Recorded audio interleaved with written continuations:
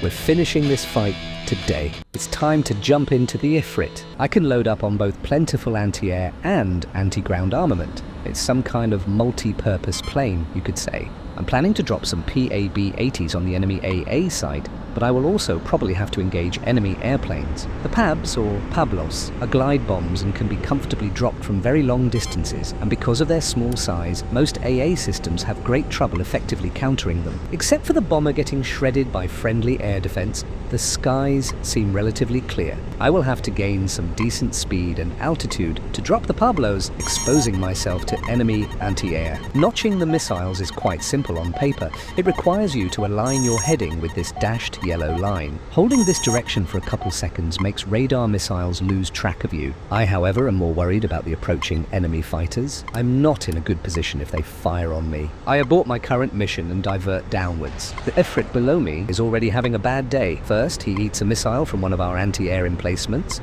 Then my Fox 3 sends him into a deadly spiral.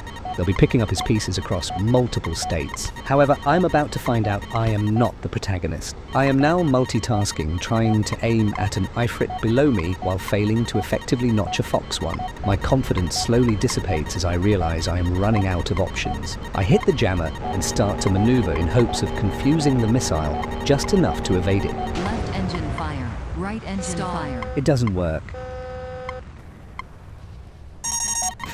This was an avoidable incident, and I was truly careless to allow this to happen. Thankfully, the Air Force accepted my apology and I was granted a second $126 million plane. This time, I will keep close to the ground while I approach the enemy base.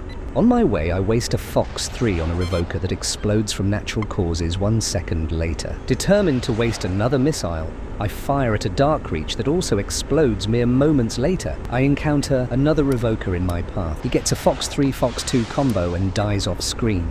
I lock my targets and begin the climb. Sadly, I could only find 2 viable targets, as much of the enemy ground units remain obscured by the fog of war. I send them 4 Pablos each.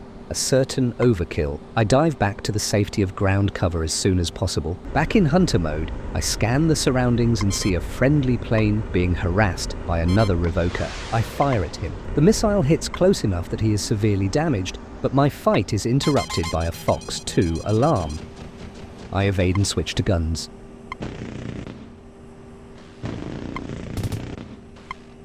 The 27mm finishes the job. I feel pumped and pick another target.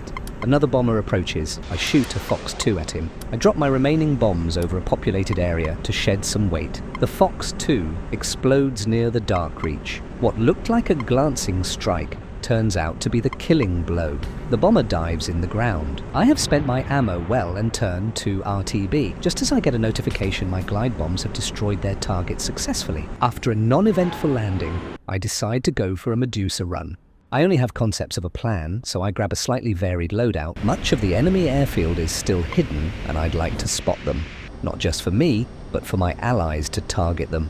The issue is demonstrated as in the absence of important targets, my teammates use a tactical nuclear strike to destroy tractor trucks. On the way, I encounter a revoker and drop a Fox 2 from 8,000 meters above him, an act I find very amusing.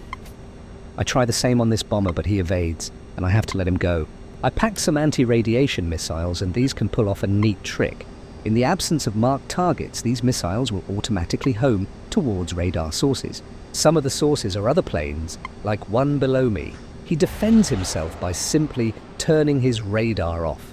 Now, the second missile goes on its way and quickly homes onto a ground radar source.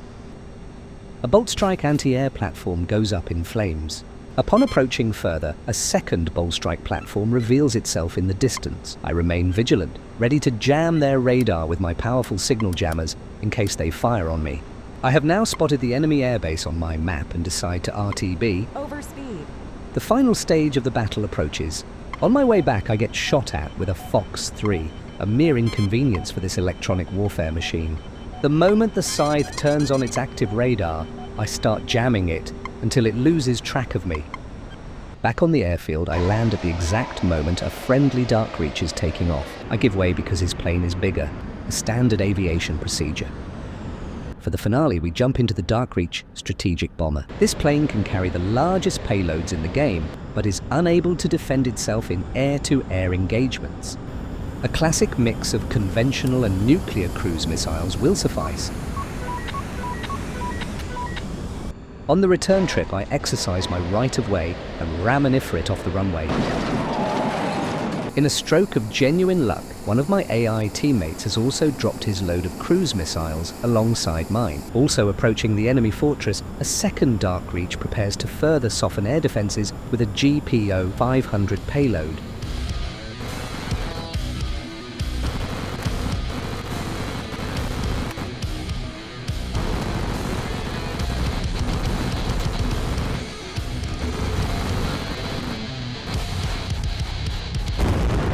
The loss of the self-propelled AA gun that just disappeared is the final nail in the coffin for the enemy team. A double volley of cruise missiles like this one is nearly impossible to defend against by an already weakened airbase.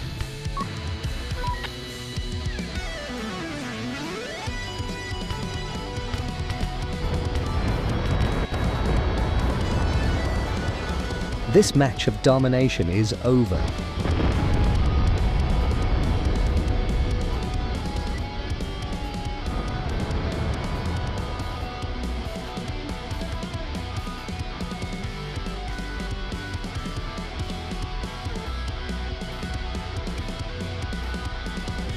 The mission I played is called Alternative Domination. It's faithfully based on the vanilla domination mode and just moves the air bases to another part of the map. You can find it on the workshop.